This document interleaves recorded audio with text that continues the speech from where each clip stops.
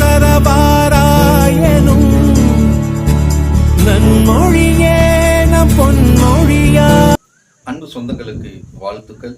திருக்குறளும் திருக்குர்ஆனும் நிகழ்வில் இன்று நாம் பார்க்க இருப்பது மணி நீரும் மண்ணும் மலையும் அணிநிலர் காடும் உடையது அரண். என்ன பொருள்னா, மனிதர்களும் மற்ற உயிரினங்களும் இந்த பூமியில் வாழ்வதற்கு பாதுகாப்பான 4 வளங்கள் நீர்வளம், நிலவளம், மலை வளம், காட்டு வளம் என்று திருக்குறள் பேசுகிறது. திருக்குர்ஆன் என்ன பேசுகிறது? வலக்கது மக்கன்னாக்கும் ஃபில் அர்ள், பூமிதான் உங்களுடைய வசிப்பிடம், வஜஅல்னா லக்கும் ஃபீஹா மஈஷா, அதிலே உள்ள வளங்கள் தான் உங்களுடைய வாழ்வாதாரம் என்று திருக்குர்ஆன் பேசுகிறது.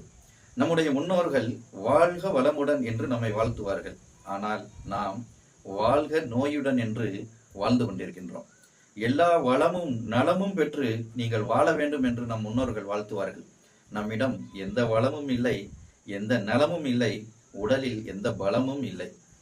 நமக்கு வயிறு பசித்தால் நம்முடைய உடல் உறுப்புகளை வெட்டி சமைத்து சாப்பிடுவது எப்படி பைத்தியகாரத்தனமோ, அப்படித்தான் மனிதர்கள் பணம் சம்பாதிப்பதற்காக இந்த மண்ணின் வளங்களை எல்லாம் நாசமாக்குவது பைத்தியகாரத்தனம். இது உலக அழிவு நாளின் ஆரம்பமாக கூட இருக்கலாம். எச்சரிக்கையாக இருங்கள். நன்றி, வாழ்த்துக்கள்.